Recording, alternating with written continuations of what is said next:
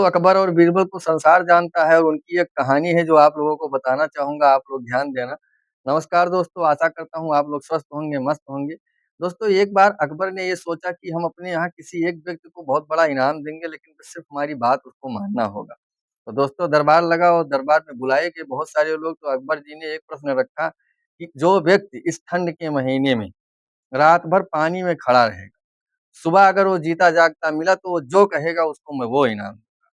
तो दोस्तों क्या होता है, आज भी लोग अजड़ी होते थे और कल भी बहुत सारे लोग जो हठी होते थे। एक व्यक्ति ऐसा निकला, वो बोला कि ठीक है हम पानी में खड़े हो जाएँगे, पूरी रात अगर गुज़ार देंगे तो हमें इनाम मिलेगा। अकबर ने बोला बिल्कुल, आप अगर तैयार हो तो हम आपको इनाम देंगे। अब वो व्यक्ति गया, पानी में खड़ा हो गया, राजा जी का महल था, महल के अंदर ही वो पोखरा बना हुआ था, जिसे आज हम लोग स्विमिंग पूल कहते हैं। और वहाँ जाकर के इतने-इतने पानी में वो खड़ा हो गया। अकबर यहाँ अपने महल में सोया और अकबर को तो विश्वास ही था कि इस ठंड में कोई रात में बच नहीं सकता है, सुबह इनाम क्या देना होगा, लेकिन देखते हैं कि कितना दम होता है। और हिंदुस्तानी आदमी के अंदर दम तो होता ही है। अब क्या था, वो रात भर पानी में खड़ा हुआ था और सुबह फिर दरबार लगा और उसको बुलाया गया, वो जीता जागता भाई पानी से बाहर आया। तो अकबर ने उससे पूछा कि इतनी बड़ी ठंड में आप रात भर कैसे जग गए और आप बच कैसे गए?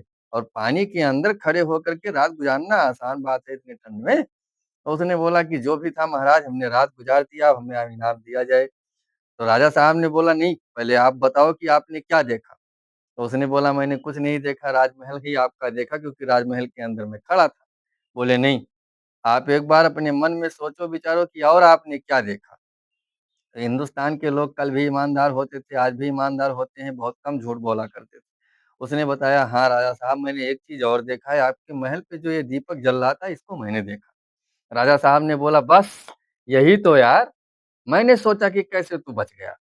पूरी रात तू खड़ा होकर के हमारे महल में जो ये चिराग जल रहा था इसको देखता रहा और इसके धिकन से तू बच गया, नहीं तो पानी के अंदर तू यार मर जाता। अब ये सारी जानकारी बीरबल को पता हो गई कि ऐसा-ऐसा महल में हुआ।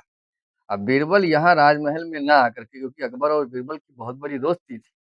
राजमहल में ना आकर के बीरबल ने एक विचार किया कि एक मटकी में हम चावल डाल कर के और ऊपर बाँधेंगे और नीचे आग लगाएँगे, हम भी खिचड़ी तैयार करेंगे, देखते हैं होती है या नहीं होती।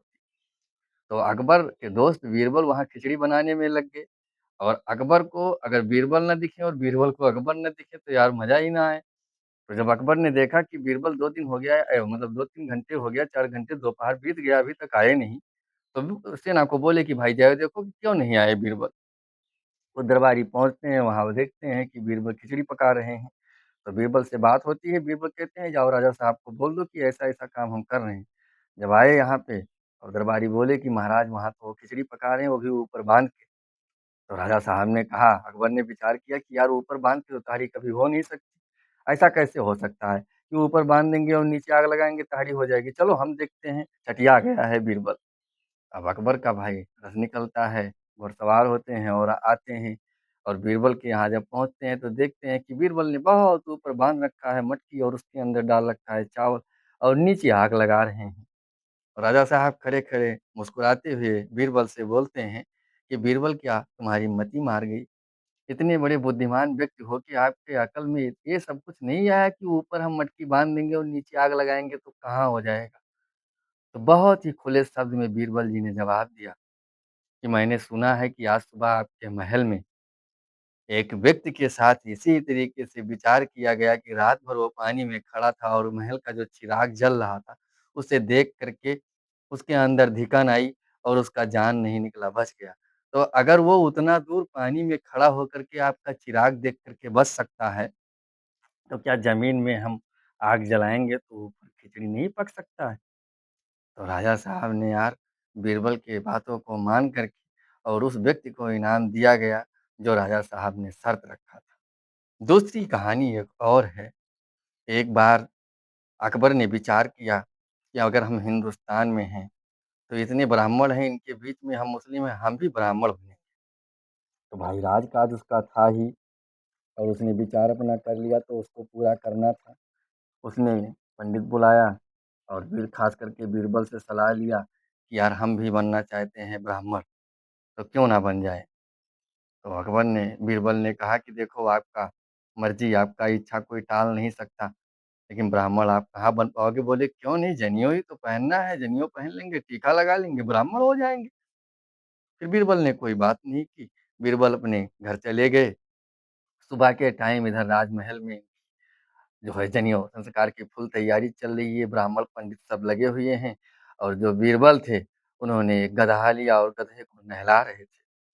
तो जब राजा साहब को यहाँ चैन नहीं आया, फिर दरबारी को भेजे कि जाकर के देखो यार यहाँ हमारी जनेऊ की तैयारी चल रही है, हमारे यहाँ ब्राह्मण बनाने की पूरा तैयारी चल रहा है और बीरबल तो आए ही नहीं इतने खास यार उनको तो बुला के लाओ।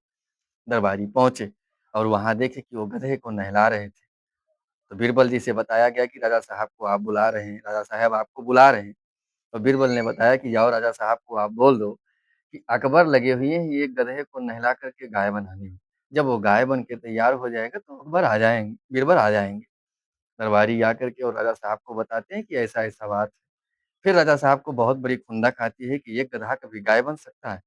वो तुरंत तत्काल बीरबल के पास पहुँचते हैं और गुस्से में पहुँचते हैं और बोलते हैं कि आप तुम्हारी मति खत्म हो गई, तुम्हारी बुद्धि विवेक खत्म हो गए। एक गधे को आप कितना भी नहला दोगे तो क्या वो गाय बन जाएगा? तुरंत तत्काल पलट करके बीरबल जी ने अकबर से कहा कि अगर एक गदहा नहलाने से गाय नहीं बन सकता, तो एक अकबर जनेऊ पहन लेने से और चंदन लगा लेने से ब्राह्मण कभी नहीं बन सकता।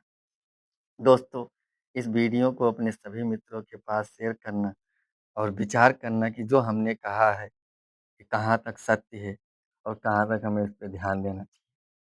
आप लोगों के बीच में सिर्फ़ यही छोटी-मोटी थोड़ी-सी ज्ञान के बात है कहानी के माध्यम से, जो अकबर और बीरबल की बहुत बड़ी कहानियाँ हैं, जो आप लोग जानते हो लेकिन ध्यान नहीं देते। बीरबल जैसे दिमाग रखो, हमेशा जवाब मुँह पे होना चाहिए, कभी आप पीछे नहीं हटोगे। जब तक आप लोग सत्य का इंतज़ार करोगे तब तक बहुत देर हो जाएगा। बहुत सारे लोग आज भी ऐसे हैं, जो कहते हैं कि हमने गलती किया नहीं है। अगर हमारी गलती होगी तो सामने आएगी, नहीं होगी तो सामने आएगा। तो जब तक समय आएगा तब तक आप बहुत पीछे हो जाओगे। तो दोस्तों जब आप सामने होना चाहिए, आप लोग इस वीडियो को शेयर ज़रूर करना। अगर हमसे कोई गलती हुई है तो क्षमा चाहेंगे। अगर कुछ गलत बोला हो तो माफ़ी चाहेंगे। जय हिंद, जय भारत।